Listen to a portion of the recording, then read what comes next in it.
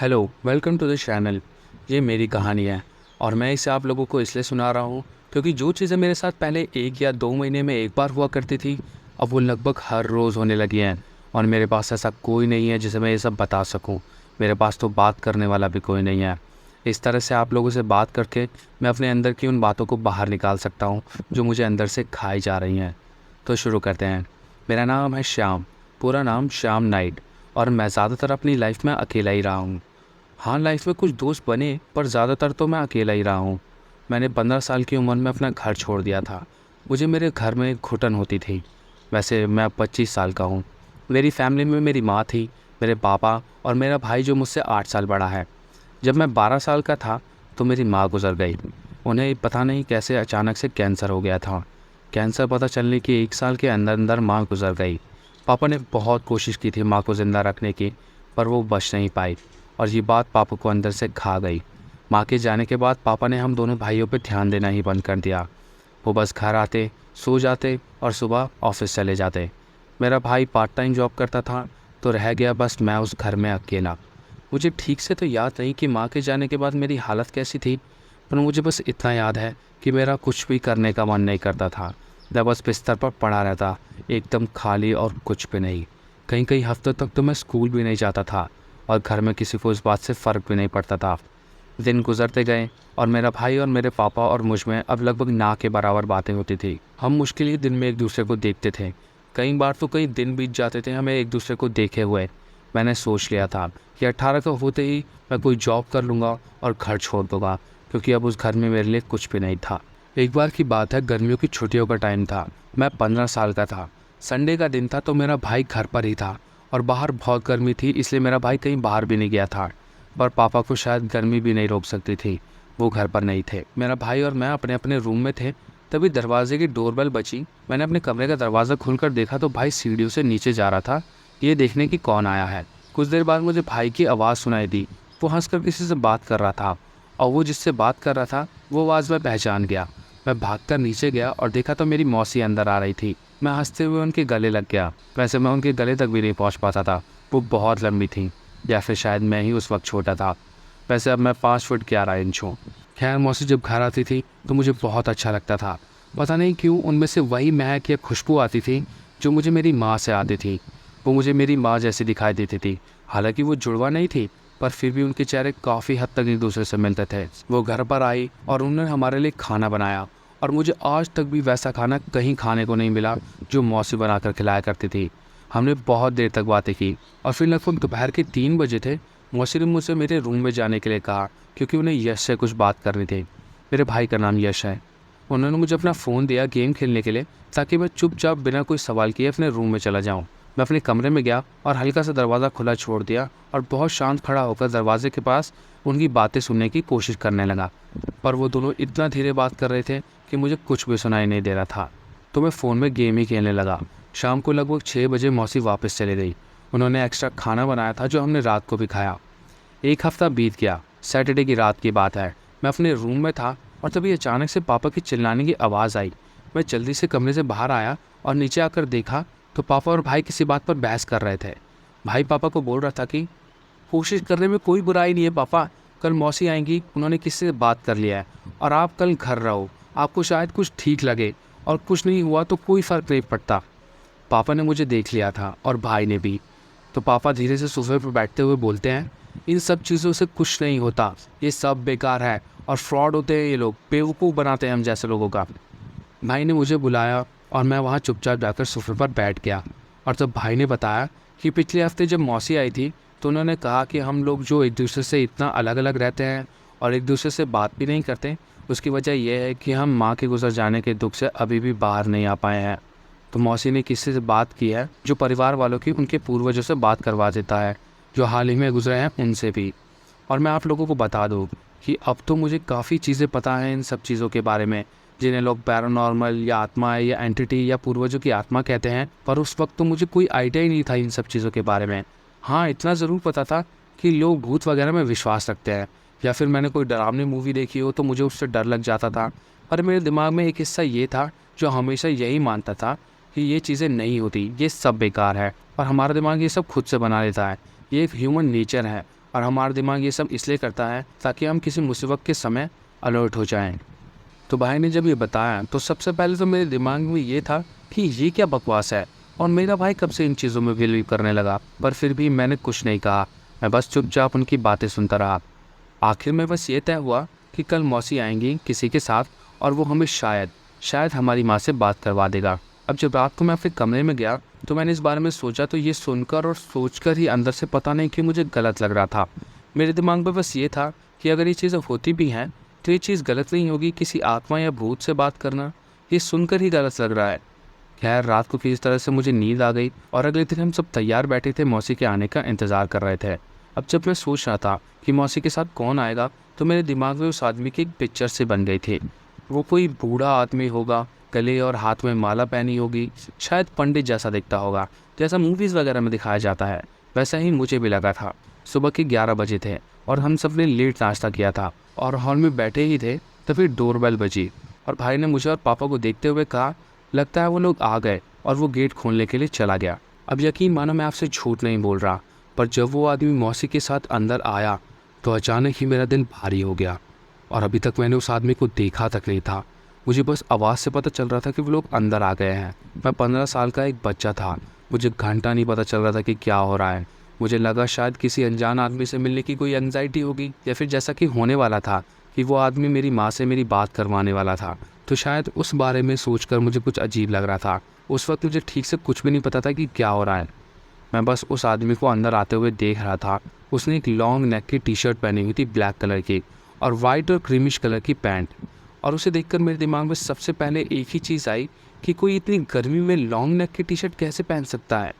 खैर वो अंदर आया और उसने घर को अजीब तरीके से देखना शुरू कर दिया। उसने पहले पापा को देखा और मैं उसकी आंखों को देख रहा था। वो पापा को ऊपर से नीचे तक देखे जा रहा था। उसके बाद उसकी नज़र मुझ पर पड़ी और मुझे देखते ही उसकी आईब्रोज झुक सी गई। जैसे आप किसी को आश्चर्य से देखते हो वैसे ही वो ठीक मेरी आंखों में देख रहा था। ऐसा लग रहा था मानो जैसे वो मेरे अंदर ही झांक रहा हो। अब भले ही मैं छोटा तो था, पर कोई अगर मुझे घूरता था तो मैं उसे एक चैलेंज की तरह ले लेता था, एक घूरने का कॉन्टेस्ट की तरह। और तब मैं भी उस आदमी को घूरने लगा, ठीक उसकी आंखों में। हमने लगभग शायद 20 सेकंड तक तो एक दूसरे को घूरा ही होगा। और इससे एक बात तो तय थी कि ये आदमी मुझे बिल्कुल भी ठीक नहीं लग रहा था। एक तो मुझे घूरने वाले लोग पसंद नहीं थे, और ऊपर से इस आदमी को देखकर मुझे अंदर से ही अजीब लग रहा था। उसने अपना नाम कोमल बताया, मतलब एक आदमी का नाम कोमल। उस आदमी के बारे में हर एक चीज़ अजीब थी। उसके बाद पापा, भाई, मौसी और मिस्टर कोमल ने कुछ देर बातें की और मैं उन बातों को दूर खड़ा होकर सुन रहा था। मिस्टर कोमल पापा और भाई को समझा रहे थे कि ये सब ठीक होगा। उसने ये कई बार किया है और लोगों को अपने गुजरे हुए परिवार वालों से बात करके अच्छा लगता है, उनके दिल को सुकून मिलता है, और ऐसी ही कुछ और बातें। उन लोगों ने बात करते हुए मुझे भी अपने पास बुलाया, पर मैंने मना कर दिया। और सबसे ठीक बात ये थी कि उसके बाद किसी ने मुझे फोर्स नहीं किया। तब मिस्टर कोमल ने कहा कि वो एक बार घर को ठीक से देखना चाहते हैं, खासकर कि वो कमरा जहाँ माँ ज़्यादातर रहती थी या फिर सोती थी। मौसी और भाई मिस्टर कोमल को माँ और पापा के कमरे में ले गए। पापा ने आज भी माँ के कपड़े उसी अलमारी में रखे हुए थे जिसमें माँ रखती थी, और माँ का जितना भी सामान था वो वैसा ही था जैसा आखिरी बार माँ उन्हें छोड़ कर गई थी।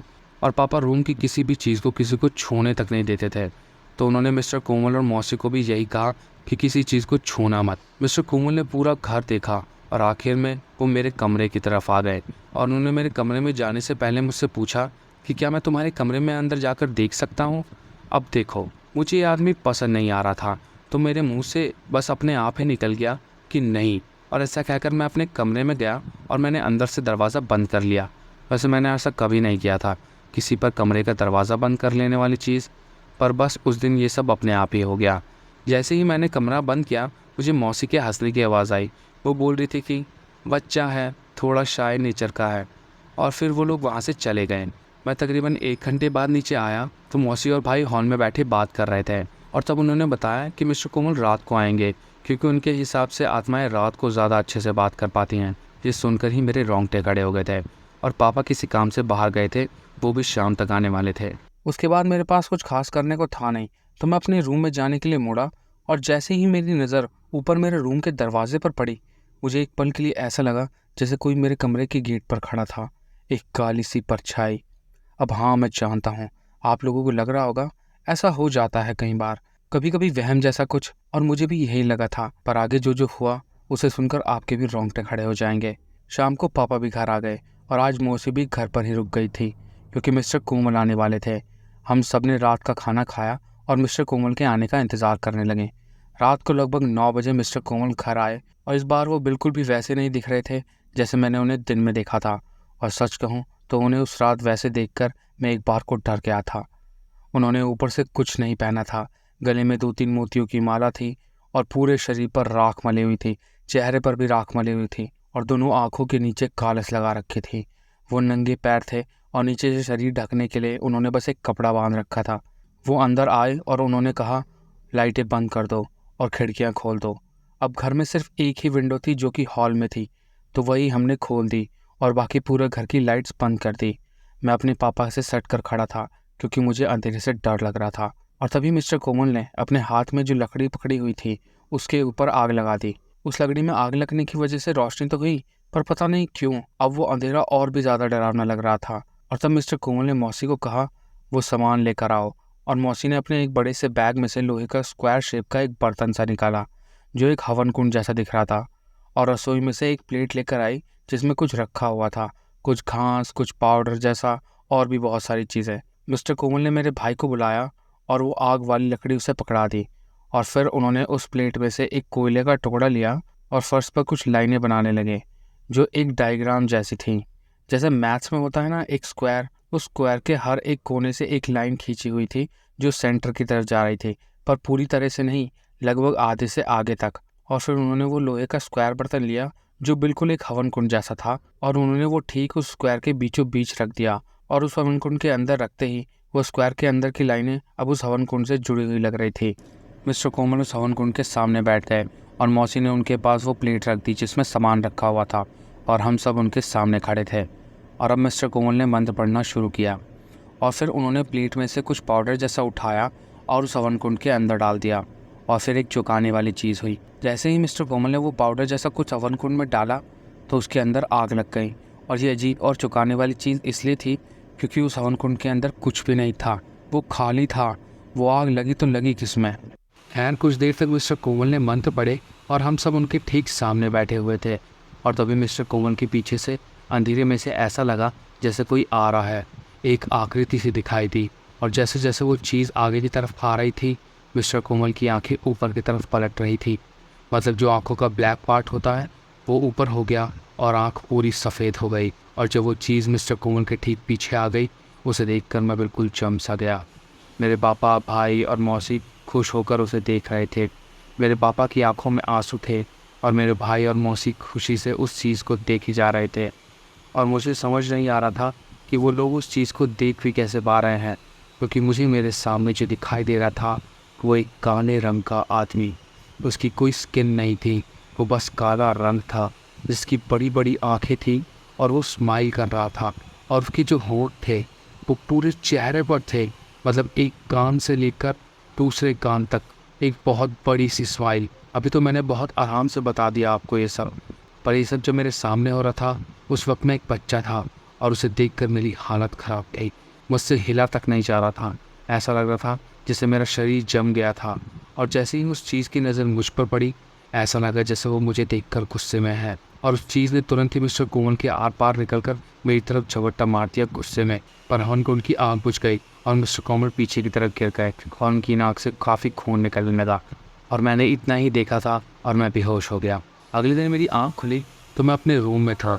मैं उठा और नीचे जाकर देखा तो सभी नीचे हॉल में बैठे नाश्ता कर रहे थे। वो हवन कुंड अभी भी वहीं पर था, पर मिस्टर कोमल वहाँ नहीं थे। मुझे देखते ही सब मुस्कुराने लगे और मेरी मौसी मेरे माथे पर हाथ लगाकर मुझे चेक कर रही थी। मैंने पूछा क्या हुआ था, तो उन्होंने बताया कि मुझे कल रात बुखार आया था। और तब पापा हंसते हुए बोले कि कोई नहीं, आजा नाश्ता कर ले। मैंने अपने पापा को कई साल बाद हंसते हुए देखा था और मेरा भाई भी मुस्कुरा रहा था। मैं भी बैठ गया और मौसी ने खाना वगैरह दिया। मैं कंफ्यूज था, मुझे कुछ याद नहीं आ रहा था तो वह उसकी जो मैंने आपको बताया। तो मैंने उनसे पूछा कि क्या हुआ था, तो भाई ने बताया कि जैसे ही माँ दिखाई दी हम सब उनसे बातें करने लगे। वो बहुत सुंदर लग रही थी। उन्होंने कहा कि उन्हें हमारी याद आती है। और तब भाई ने बताया कि तो माँ को देखकर चिल्लाने लगा और फिर बेहोश हो गया। पर सच कहूँ तो मुझे चिल्लाने वाला पार्ट आज तक भी याद नहीं है। वो सभी ऐसे बातें कर रहे थे जैसे उन्होंने माँ को देखा हो। और मैं ये सोच रहा था कि मुझे माँ क्यों नहीं दिखाई दी, मुझे क्यों वो अजीब और डरावनी चीज़ दिखाई दी, या वो माँ थी ही नहीं। मुझे क्या दिखाई दिया ये तो मैंने किसी को बताया नहीं, पर मुझे वो फिर से नहीं देखना था। और पापा और भाई बोल रहे थे कि मिस्टर कोमल आज रात को फिर से आएंगे और हम माँ से फिर से मिलेंगे, पर मैं इस बार उनके साथ नहीं बैठा। रात को वो लोग फिर से वही सब करने लगे। मैं अपने रूम में बेड पर लेटा हुआ था और मुझे नीचे मंत्रों की आवाज़ सुनाई दे रही थी। कुछ देर बाद सब कुछ शांत हो गया। मैं बिल्कुल धीरे से अपने बेड से उठा। मैंने अपनी चप्पल तक नहीं पहनी क्योंकि मुझे डर था कि उससे कोई आवाज़ हो जाएगी। मैंने बहुत धीरे से अपना दरवाज़ा खोला, ये देखने के लिए कि बाहर हो क्या रहा है। और जैसे ही मैंने दरवाज़ा खोला, वो चीज़ ठीक मेरे सामने खड़ी थी और वो इस बार बहुत बड़ी दिखाई दे रही थी। उसका चेहरा वैसा ही था, बड़ी बड़ी आंखें और होंठ एक कान से लेकर दूसरे कान तक। यकीन मानो उसे देखकर ऐसा लगा जैसे एक सेकंड के लिए मेरी आत्मा ही बाहर आ गई हो। मैं पीछे गिर गया और बस उसे देखता रहा। अब होता यह है कि आपको डर तब ज़्यादा लगता है जब वो चीज़ आपके सामने आए और आकर गायब हो जाए, पर मेरे साथ ऐसा नहीं हुआ। वो चीज़ वहीं पर थी, ठीक मेरी आंखों के सामने। तो कुछ देर बाद जब मैंने खुद को संभाला तो मैंने हिम्मत करके उससे पूछा, कौन हो तुम? और वो चीज़ एक बड़ी सी स्माइल हंसने लगी और इस बार उसके दांत दिखाई दे रहे थे। वो दांत बिल्कुल पैने दांत थे, ऐसा लग रहा था जैसे किसी शार्क के दांत हो। और फिर उसने अपना मुंह खोला और बहुत तेज़ अजीब तरीके से चिल्लाने लगा और अचानक से मेरा रूम का दरवाज़ा अपने आप ही बंद हो गया। मैं कम से कम 5 मिनट तक नीचे ही बैठा रहा और ये समझने की कोशिश करता रहा कि ये मेरे साथ हुआ क्या। थोड़ी देर बाद मैं उठा और बहुत मुश्किल से खुद को हिम्मत दी दरवाज़ा खोलने की। अब बात ये नहीं कि मैं कोई बहुत बहादुर इंसान हूँ जो डर नहीं रहा। यकीन मानो मैं बिल्कुल रोने की कगार पर था, पर मैं बस यही सोच रहा था कि वो चीज़ मेरे घर में है और नीचे मेरी फैमिली है। तो मैंने जैसे तैसे खुद को मनाया और मैं दरवाज़ा खोलने ही वाला था, तभी बाहर किसी ने लाइट्स ऑन कर दी क्योंकि दरवाजे के नीचे से रोशनी आ रही थी। मैंने तुरंत दरवाज़ा खोला तो बाहर लाइट्स ऑन थी, वहाँ कोई भी नहीं था। मैं सीढ़ियों से नीचे गया तो देखा भाई बाहर का मेन गेट का दरवाज़ा बंद करके अंदर आ रहा था और पापा और मौसी मुस्कुराते हुए हॉल में खड़े थे।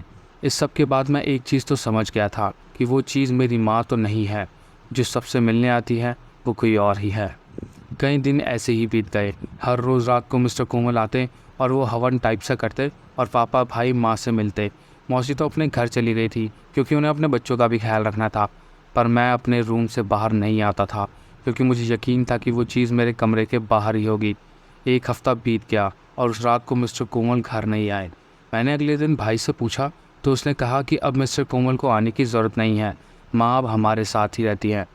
अब जैसे ही ये मैंने सुना, मेरी फट गई। मतलब वो चीज़ जिसे मेरा भाई और पापा माँ समझ रहे हैं, वो अब हमारे साथ घर में ही है। सच कह रहा हूँ, मैं उस वक्त सही में डर गया था, तो मैं बस घर से बाहर चला गया। मेरा एक दोस्त था जिसका नाम था गौरव। मैं पूरा दिन उसी के साथ बाहर खेलता रहा और जब शाम हुई तो वो भी अपने घर चला गया, पर मुझे घर जाने से डर लग रहा था। जब से भाई ने वो बात बोली थी, मैं घर नहीं जाना चाहता था। मैं लगभग 8 बजे तक बाहर ही इधर उधर घूमता रहा। एक 15 साल के बच्चे के लिए 8 बजे तक बाहर रहना बहुत ज़्यादा होता है। उसके बाद मेरे पास कोई और रास्ता तो था नहीं, तो मैं किसी तरह हिम्मत करके घर चला ही गया। घर जाकर देखा तो पापा और भाई किचन में थे और खाना बना रहे थे। मैंने अपने पापा को कभी भी किचन में नहीं देखा था। मेरा भाई और मैं हम दोनों ही मिलकर खाना बनाते थे। दोनों हंस रहे थे और मुझे देखते ही पापा हंसकर बोले, अरे आ गया तू, चल टेबल पर प्लेट्स लगा दे, आज पूरी फैमिली खाना खाएगी। मैं टेबल पर प्लेट्स रखने लगा और मैंने 3 प्लेट्स रख दी, तो पापा ने 3 प्लेट्स देखकर कहा, चौथी प्लेट भी तो रख, माँ की प्लेट भी लगा। ये सुनकर मेरा तो दिमाग ही ब्लैंक हो गया। मुझे समझ ही नहीं आया कि मैं आगे क्या ही बोलूँ। तब भाई किचन से एक प्लेट ले आया और मेज़ पर रख दी पापा की साइड में। मैं भाई की तरफ जाकर बैठ गया। भाई खाना प्लेट में करने लगा और तब पापा ने अपने रूम की तरफ देखकर कहा, अरे सुनो, आ जाओ, खाना लग गया। मैंने कमरे की तरफ देखा तो एक काले रंग का हाथ दिखा दरवाजे पर। दरवाज़ा हल्का सा खुला था और उसने हल्के से झांक कर बाहर की तरफ देखा। वो वही था जो उस दिन मेरे कमरे के बाहर था। उसे देखकर मेरी सांसें तेज़ हो गई और मेरे आंसू आने लगे। वो सीधा मेरी आंखों में देख रहा था। मैं अपनी आंखें नीचे करना चाहता था, पर मेरी आंखें नीचे ही नहीं हो रही थी। तब उस चीज़ ने दरवाज़ा बंद कर दिया।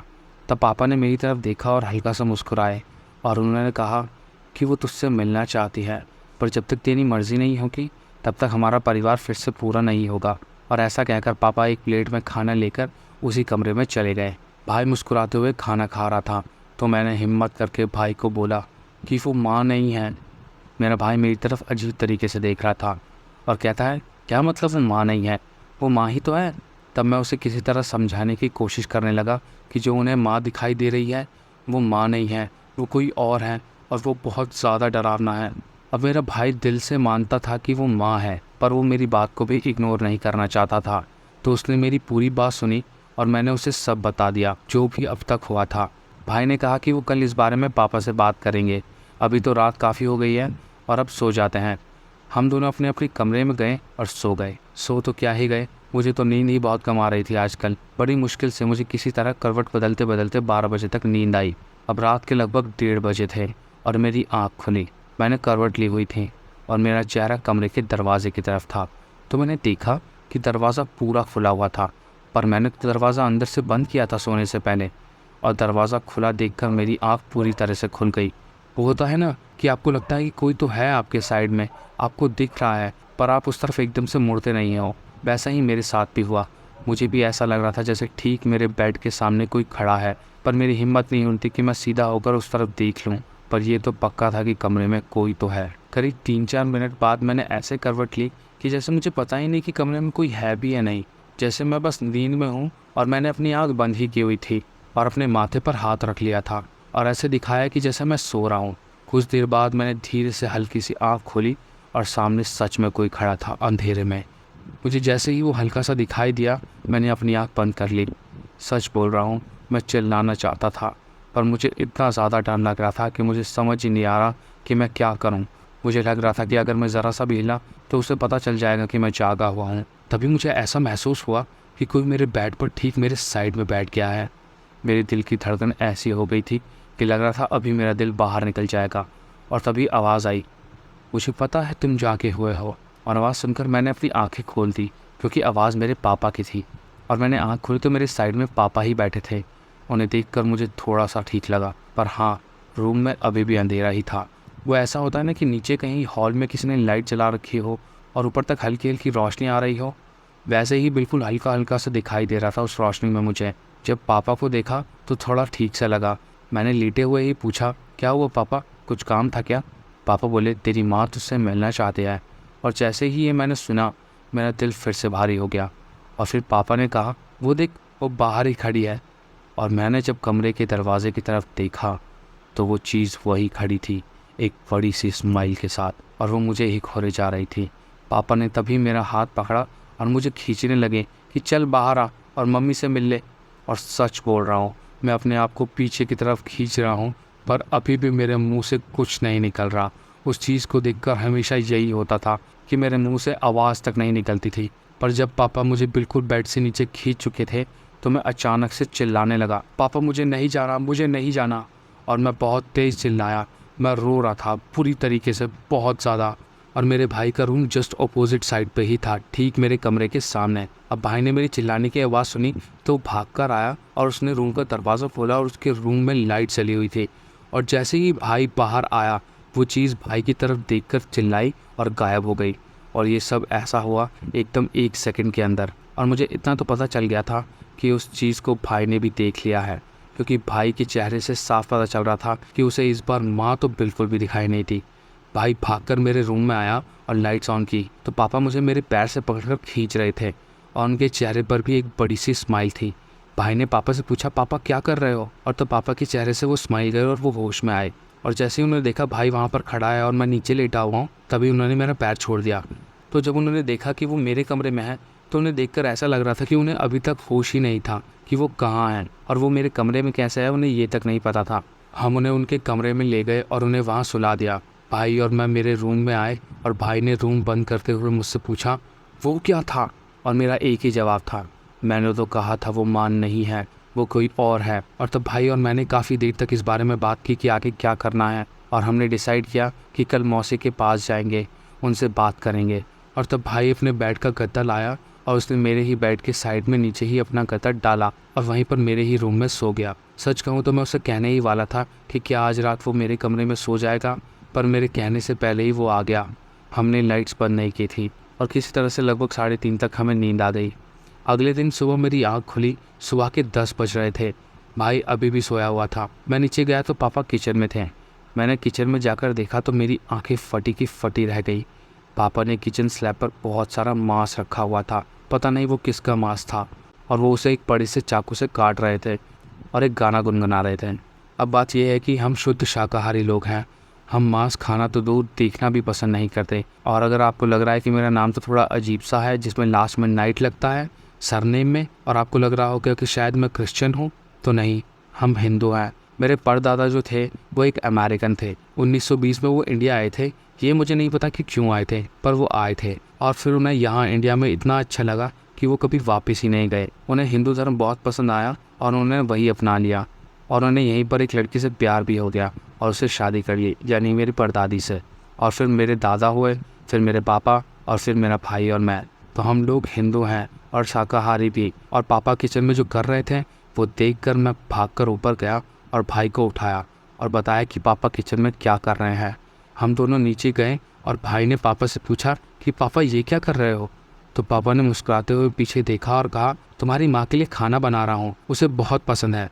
तो भाई ने कहा, पापा ये नॉनवेज है, माँ तो नॉनवेज नहीं खाती थी। तो पापा के चेहरे से वो मुस्कुराहट चली गई और पापा ने बिल्कुल सीरियस टोन में हम दोनों की तरफ देखकर कहा, पर अब तुम्हारी माँ नॉनवेज खाती है और अब से इस घर में वही होगा जो तुम्हारी माँ चाहेगी। और ऐसा कहकर वो फिर से उस मांस को काटने लगे। भाई और मैं एक दूसरे को देख रहे थे। तब भाई मुझे ऊपर ले गया और उसने कहा कि 10 मिनट में तैयार हो जा, हम जा रहे हैं अभी मौसी के पास। हम जल्दी जल्दी तैयार हुए और बस घर से निकल गए। मौसी के पास जाकर हमने उन्हें सारी बात बताई और उन्हें यकीन भी हो गया, क्योंकि तब उन्होंने जो हमें बताया हम खुद डर गए कि अब आगे हमारे साथ क्या होगा। मौसी ने बताया कि मिस्टर कोमल को उन्हें उनकी एक दोस्त ने मिलवाया था, और तब मौसी को लगा था कि अगर वो मिस्टर कोमल को हमसे मिलवा देगी तो शायद हमारी हेल्प हो जाएगी। और जो मौसी की दोस्त थी वो भी मिस्टर कोमल के टच में रहती थी। पर अभी कुछ दिन पहले रात के टाइम जब सब सो रहे थे तो उनकी दोस्त ने उनकी पूरी फैमिली को चाकू घोंपकर जान से मार दिया और खुद का भी गला काट कर आत्महत्या कर ली। और अब जब हमने मौसी को ये बताया तो उन्हें यकीन हो गया कि शायद उनकी दोस्त के साथ भी वही हुआ होगा जो हमारे साथ हो रहा है। मौसी ने बताया कि वो मिस्टर कोमल को ढूंढने गई थी उनके एड्रेस पर वैसा कोई एड्रेस नहीं है। तब मौसी ने अपनी सास को फ़ोन किया जो हरिद्वार में रहती थी और उन्हें बताया और पूछा कि क्या कोई है जो इस परेशानी से पीछा छुड़वा सके। तो उनकी सास ने कहा कि यहाँ हरिद्वार में उनके कोई गुरुजी हैं जो मदद कर सकते हैं, पर हमें वहाँ जाना होगा और तब वो बताएंगे कि क्या हो रहा है और क्या करना है। मैं यहाँ पब्लिकली उन गुरुजी का नाम नहीं बता सकता। तब मौसी ने कहा कि अब हमें घर वापस नहीं जाना चाहिए। तब मौसी और भाई मुझे वहीं मौसी के घर पर ही छोड़कर उनके बच्चों के पास, और वो दोनों हमारे घर गए मेरे और भाई के कुछ कपड़े और टूथब्रश वगैरह लेने के लिए। तकरीबन दोपहर को वो लोग वापस आए और भाई ने बताया कि पापा ने बहुत गुस्सा किया। वो मौसी पर चिल्ला रहे थे कि उनकी मर्ज़ी के बिना वो हमें कैसे ले जा सकती हैं, और वो बहुत ज़्यादा गुस्से में लग रहे थे। और किसी तरह से भाई ने पापा को बोला कि वो 1-2 दिन में आ जाएंगे, और किसी तरह से वो लोग सामान लेकर निकल गए। शाम को मौसा भी आ गए और मौसी ने उन्हें सब कुछ बता दिया। तो अगले दिन मौसी ने अपने बच्चों को मौसा के पास छोड़ा और फिर हम हरिद्वार के लिए निकल गए। शाम तक हम हरिद्वार पहुंच गए। हरिद्वार पहुंचते ही हम मौसी के सास के यहाँ रुके और तब उन्हें उस रात सब कुछ बता दिया जो चीज़ें फ़ोन पर नहीं बताई थी। अगले दिन हम उनके गुरुजी के पास जाने के लिए तैयार हुए और अचानक ही मेरे भाई के पेट में दर्द होना शुरू हो गया।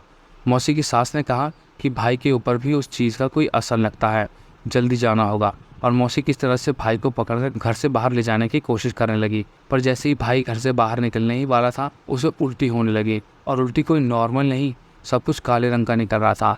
मैं देख के जल्दी से भाई के पास गया और उसके पीछे आकर उसका माथा पकड़ लिया। मैंने ऐसा अपनी माँ को करते हुए देखा था। जब मुझे या भाई को कभी उल्टी हुई तो वो हमारा माथा पकड़ लेती थी, तो मैंने भी वैसा ही किया।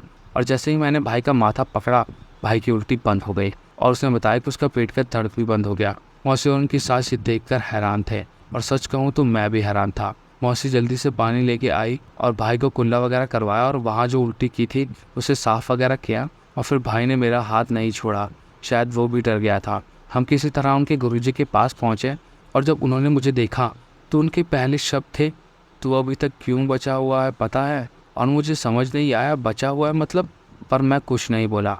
मैं वहीं उन्हीं के पास वहाँ खड़ा था अपने भाई का हाथ पकड़े हुए। तो वो मुस्कुराते हुए बोले, भोलेनाथ का हाथ है तेरे सर पे। मौसी और उनकी सास ने गुरुजी के सामने माथा टेका, प्रणाम किया, और तब मैं और मेरे भाई ने भी उनके सामने हाथ जोड़े। और जैसे ही हाथ जोड़ने के लिए मैंने अपना हाथ भाई के हाथ से हटाया, भाई के पेट में फिर से दर्द होना शुरू हो गया। वो नीचे गिर गया। मैंने तभी भाई को तुरंत पकड़ लिया और नीचे उसी के साथ बैठ गया। भाई को दर्द कम हुआ और तब गुरुजी ने कहा कि प्रेत है, वो जो तुम्हारी माँ बन के तुम्हारे पापा और तुम्हारे भाई को दिख रहा है वो प्रेत है। और वो प्रेत भी ये खुद के लिए नहीं कर रहा, किसी और के लिए काम कर रहा है। तब मौसी बीच में ही बोली, हाँ वो एक कोमल नाम का आदमी है, उसके लिए काम कर रहा होगा। तब वो गुरुजी ने मुस्कुराते हुए बोला, वो कोमल तो उस प्रेत के लिए काम करता है, वो तो उस प्रेत की पूजा करता है, उसका यही काम है लोगों के घर पर उस प्रेत को पहुंचाना, और तुमने भी वही किया। और फिर गुरुजी ने मेरी तरफ देखा और कहा, बस तुम्हारे कमरे में नहीं आ सकता क्योंकि तुमने उस कोमल को अंदर नहीं आने दिया था। हम हैरान थे कि गुरुजी को ये सब कैसे पता, क्योंकि जो मौसी थी उनकी बात तो गुरुजी से नहीं हुई थी और उनकी सास ने उन्हें कुछ बताया भी नहीं था। तब गुरुजी ने मुझे कहा कि अपने भाई का हाथ छोड़, इसे ठीक करना पड़ेगा, नहीं तो वो प्रेत इस पर अपनी और पकड़ बना लेगा। मैंने भाई का हाथ जैसे ही छोड़ा, भाई का दर्द फिर से शुरू हो गया। वो ज़मीन पर नीचे ही पड़ा हुआ था और उसे फिर से वही ब्लैक कलर की उल्टी आने लगी। तब गुरुजी के 2 शिष्यों ने, उनमें से एक ने भाई के पैरों को और एक ने भाई के हाथों को पकड़ा और उसे सीधा लेटा दिया। तब गुरुजी ने उसके गले में थोड़ा सा टाइट एक पतला सा काला धागा बांधा और फिर उसके पेट पर हाथ रखकर आंखें बंद करके कोई मंत्र पढ़ने लगे। कुछ देर तक वो मंत्र पढ़ते रहे और थोड़ी देर बाद ही भाई धीरे धीरे तड़पना बंद हो गया और फिर वो बेहोश हो गया। उन्होंने उसके गले से वो धागा निकाला और फिर उन लोगों ने भाई को एक पेड़ के नीचे ही लेटा दिया और फिर उन्होंने कहा कि हमारे पापा को भी उन्हें यहीं लाना होगा, तभी वो उस प्रेत से उनका पीछे छुड़वा सकेंगे, और इतने वो यहाँ होंगे उतनी देर वो अपने कुछ दूसरे गुरु और साथियों को भेजकर घर को शुद्ध करवा देंगे, पर पापा को यहीं लाना होगा, तभी वो ठीक हो पाएंगे। अब हम यही सोच रहे थे कि उन्हें क्या बोल कर लाएंगे। तब गुरुजी ने कहा कि उस प्रेत को पता है कि हम लोग यहाँ आ गए हैं, तो पापा को ज़बरदस्ती लाना होगा। तब मौसी ने कहा कि हम कुछ करते हैं और उन्हें लेकर आते हैं, और तब मौसी साइड में उनके किसी आदमी को पैसे देने लगी। अब ये देखकर मैं सोचने लगा कि लोग पैसे भी लेते हैं, और फिर मैंने सोचा कि हाँ, ये इनकम का ही सोर्स तो है इन लोगों का, पैसे तो लेते ही होंगे, इन्हें आश्रम भी तो चलाना है। खैर, जब मौसी पैसे दे रही थी तब उन गुरुजी ने मुझे साइड में बुलाया और कहा कि तेरे पापा पे जो प्रेत है वो आसानी से मानेगा नहीं, तुझे उसे बांध कर ही लाना होगा। और फिर उन्होंने कहा कि वो किसी को मंत्र नहीं देते जब तक वो आदमी उनसे खुद ना मांगे, या जब तक उन्हें न लगे कि ये आदमी सही है या नहीं। और वैसे भी एक बार मंत्र बोलने से असर नहीं करता, उसका हर रोज़ जाप करना पड़ता है। पर उन्होंने कहा कि मेरे सर पर परमात्मा का हाथ है, उसने तुझे कुछ ऐसा दिया है जिसके लिए लोग सालों तक तपस्या करते हैं। तुझे वो प्रेत का असली रूप इसलिए दिखाई दिया क्योंकि तेरी आंखें, तेरा मन और तेरा शरीर एक साधक का है, एक ऐसा साधक का जिसने कई सालों तक तपस्या की हो, ऐसे साधक की आत्मा है तो इसलिए अगर तुझे अपने पिता को ज़बरदस्ती लाना है तो ये मंत्र का जाप करते हुए उसे पकड़ कर लाना आसानी से आ जाएगा। और फिर उन्होंने मुझे वो मंत्र बता दिया। ज़्यादा बड़ा नहीं था, याद रखने में आसान था। मैं उसे यहाँ नहीं बोल सकता क्योंकि फिर उस मंत्र का असर नहीं होगा, और उस मंत्र को कई बार मैं आज भी इस्तेमाल करता हूँ।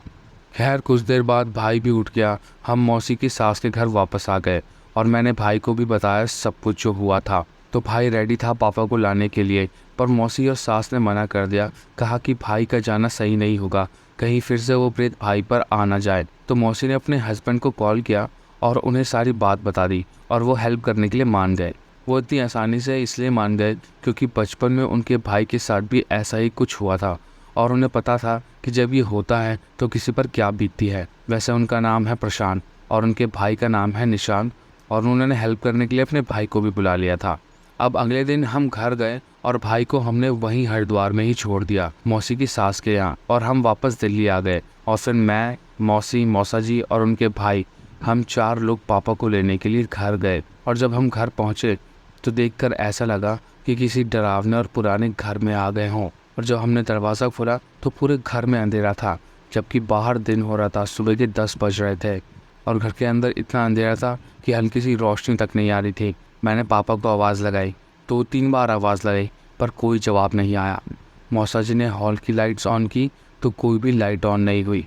मौसी जी ने और उनके भाई ने अपने अपने फ़ोन की फ्लैश लाइट ऑन कर ली और हम सभी पापा के रूम की तरफ आगे बढ़ने लगे। रूम के पास पहुंचकर मौसा जी ने अपना फ़ोन मौसी को दे दिया और ख़ुद को तैयार किया पापा को ज़बरदस्ती पकड़ने के लिए, कहीं वो अचानक से अंदर से हमला वगैरह न कर दे इसलिए। मौसा जी ने धीरे से दरवाज़ा खोला और दरवाज़ा खोलते ही इतनी गंदी बदबू आई, ऐसा लग रहा था जैसे अंदर पता नहीं कितने जानवर मरे पड़े हों।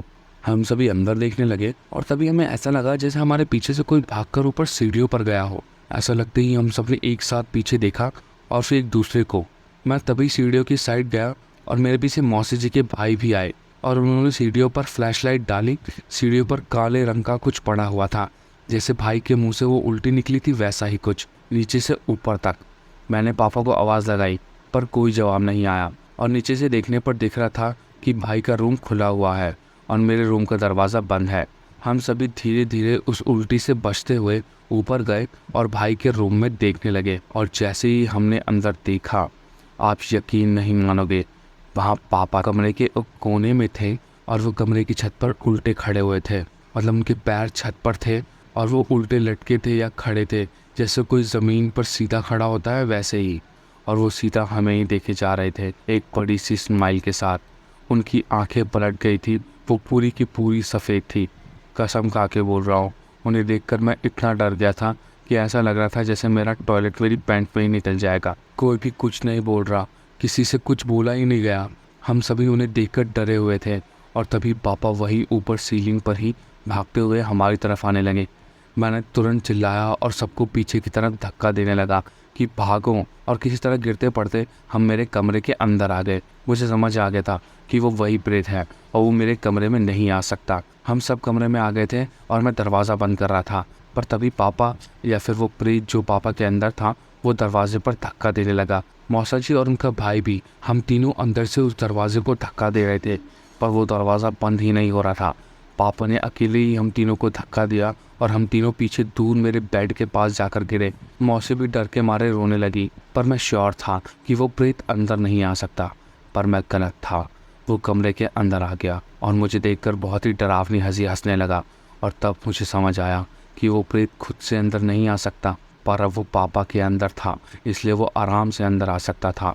वो प्रेत मौसी की तरफ आगे बढ़ने लगा और उसने मौसी को कहा, तू मेरे बच्चों को मुझसे दूर ले जाएगी, तेरी इतनी हिम्मत।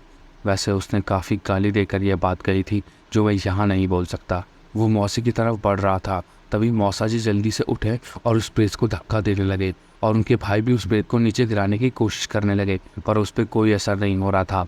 उसने मौसा जी और उनके भाई को साइड की दीवार पर देकर मारा और फिर वो मौसी की तरफ बढ़ने लगा। मौसी बस रोए जा रही थी और तब पता नहीं क्या हुआ, मुझे पता ही नहीं चला कि मैं कब खड़ा हो चुका हूँ।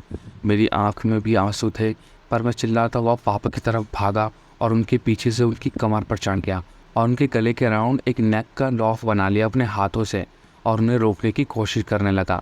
पीछे से मैं उनके कान के पास तो था ही, और फिर मैंने उनके कान में वो मंत्र बड़बड़ाना शुरू कर दिया। और जैसे ही मैंने ये किया, पापा के अंदर से वो प्रेत को कुछ होने लगा और पापा की पूरी बॉडी कांपने लगी और वो पीछे की तरफ गिर गए और मेरी कमर सीधा नीचे लगी। आज भी याद है मुझे, मेरी कमर काफ़ी दिनों तक दर्द कर रही थी। मैंने तब भी उनके गले और गर्दन को पीछे से पकड़ा हुआ था और वो मंत्र पढ़े जा रहा था और पापा बहुत ज़ोर ज़ोर से चिल्ला रहे थे, या फिर कहूँ वो प्रेत बहुत ज़ोर से चिल्ला रहा था। और तब उसने मेरे सर के बाल पकड़कर खींचना शुरू कर दिया ताकि मैं मंत्र बोलना बंद कर दूँ, पर मैं फिर भी किसी तरह से मंत्र बोले जा रहा था। पर भगवान का थैंक यू है कि मौसा जी और उनके भाई तुरंत ही आगे आ गए और उन्होंने पापा के हाथों को पकड़ लिया, नहीं तो मुझे तो लग रहा था कि ये प्रेत आज मेरे बाल ही उखाड़ देगा।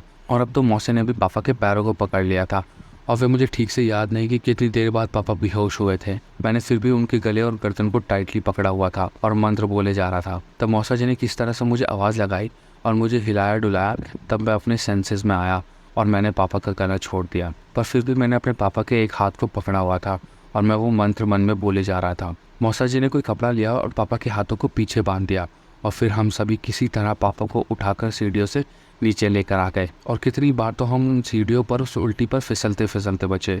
हम मेरे घर मौसा जी की गाड़ी में आए थे, तो इसलिए हमने तुरंत पापा को पीछे बैठाया।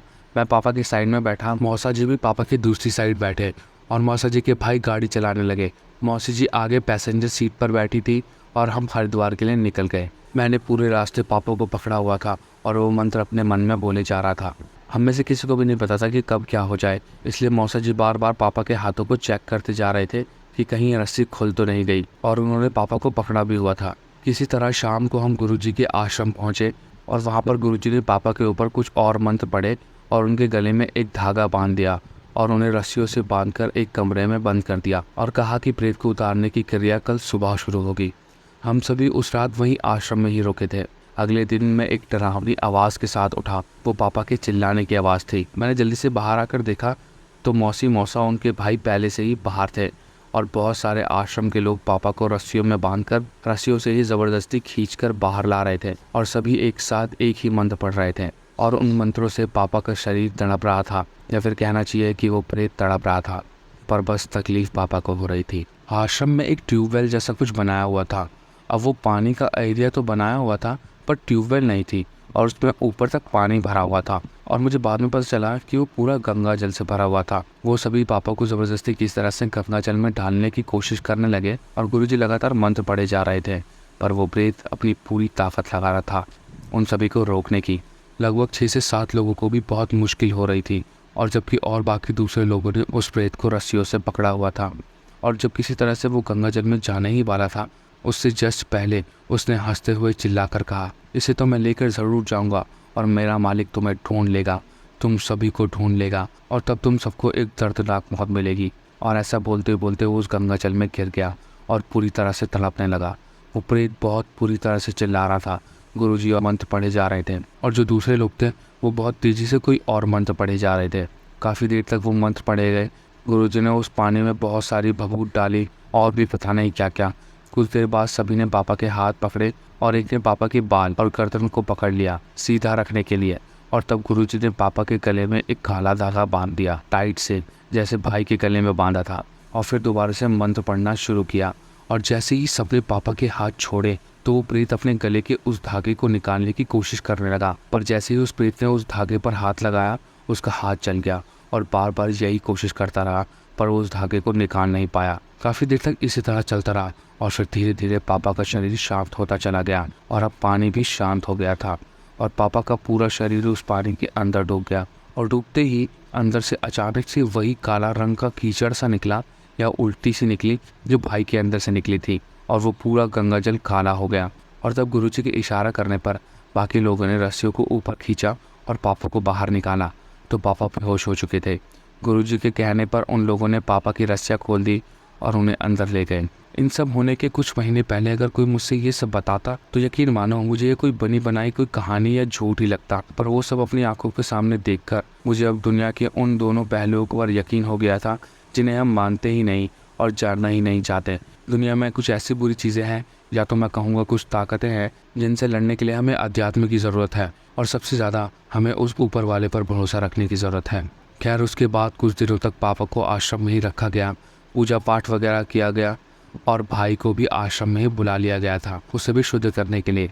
हालांकि पापा को पहले दिन ही वो सब होने के बाद होश आ गया था और उन्हें कुछ खास याद नहीं था। उन्हें उस प्रेत के होने का एहसास याद था, तो इतना ही काफ़ी था उन्हें ये सब समझाने के लिए। पापा को दुख था कि उन्होंने हमारी परवाह किए बिना वो सब किया और उस मिस्टर कोमल को घर में आने दिया। हालांकि पापा की उसमें कोई गलती नहीं थी, पर फिर भी भाई के कन्विंस करने पर पापा को भी माँ से मिलने की दूसरी उम्मीद दिख गई थी, इसलिए उन्होंने मिस्टर कोमल को आने दिया। पर पापा को सबसे ज़्यादा दुख था कि वो माँ नहीं थी और अब वो कभी भी माँ से नहीं मिल पाएंगे। कुछ दिनों बाद गुरुजी ने मुझे अपने पास बुलाया और कहा कि मंत्र का जाप करना ही काफ़ी नहीं होता, उस परमात्मा पर भरोसा करके ही, उस मंत्र पर भरोसा करने से ही वो मंत्र काम करता है। उन्होंने शाबाशी दी कि मैंने उस दिन पापा को रोकने के लिए उस मंत्र पर भरोसा किया, इसलिए वो काम कर पाया। और उन्होंने कहा कि वो मुझे मंत्र और यंत्र की विद्या सिखाना चाहते हैं अगर मैं चाहूँ तो। पर मैंने जितना कुछ देख लिया था उसके बाद तो मैं बस एक नॉर्मल सी ज़िंदगी जीना चाहता था। सच कहूँ तो मैं डरा हुआ था, तो मैंने मना कर दिया और यकीन मानो यही मेरी ज़िंदगी की सबसे बड़ी गलती थी। खैर उन्होंने भी उसका कोई बुरा नहीं माना और मुझे हंसते हुए कहा कि कोई बात नहीं, जब मन हो आ जाना, तुम्हारे लिए आश्रम खुला है। मैंने उनसे पूछा कि उस प्रेत का मालिक कौन था और उस प्रेत का क्या हुआ, तो उन्होंने बताया कि जब उस प्रेत ने कहा कि उसका मालिक हमें ढूंढ लेगा तो गुरुजी ने उस प्रेत को पापा के बॉडी से सिर्फ निकाला ही नहीं, उसे उस काले धागे में जो पापा के गले पर बांधा था उसमें कैद कर लिया और उन्हें भी नहीं पता उस प्रेत का मालिक कौन था। हालांकि उसके कुछ समय बाद हमें सब पता चल गया था। खैर उसके कुछ दिन बाद हम सीधा दिल्ली वापस आ गए और सब कुछ ठीक हो गया। सब पहले जैसा था, मतलब कि कुछ ज़्यादा ही पहले जैसा। पापा फिर से वही दुखी रहने लगे। कुछ महीने बीते, भाई फिर से जॉब करने लगा और मैं स्कूल जाने लगा। एक दिन मैं स्कूल से वापस आया, अक्टूबर का महीना था और बारिश हो रही थी। मैं भीगता हुआ घर आया और मुझे लगा था घर पर कोई नहीं होगा, पर जब मैं आया तो पापा की गाड़ी बाहर ही खड़ी थी। मैं अंदर गया और मैं अपने रूम में जाने ही वाला था, तभी मैंने देखा पापा के रूम का दरवाज़ा बिल्कुल हल्का सा खुला हुआ है। और पता नहीं क्यों, जैसे ही मेरी नज़र उस खुले हुए दरवाजे पर पड़ी, मुझे अंदर से कुछ अजीब सा लगने लगा। मेरा दिल भारी हो गया। मैंने अपना बैग सीढ़ियों के पास रखा और बिना आवाज़ किए बहुत धीरे से पापा के रूम का दरवाज़ा खोला और देखा कि मेरे पापा ने पंखे से लटक कर फांसी लगा ली थी। मैंने जैसे ही फांसी में लटका उनका चेहरा देखा, मेरी आंखें अपने आप नीचे हो गई और मैं बस उनके पैरों को ही देखे जा रहा था। मैं बस वही जम सा गया। मेरी आंखों से आंसू निकलने लगे, पर मेरे मुंह से एक आवाज़ तक नहीं निकली। मेरे आंसू बह रहे थे और मैं बस वहीं पर खड़ा था। कुछ देर बाद मैं धीरे से पीछे मुड़ा और बाहर की तरफ चला गया। मैं बस हमारे पड़ोसी के पास गया और उनके दरवाजे पर जाकर लगातार नॉक करने लगा।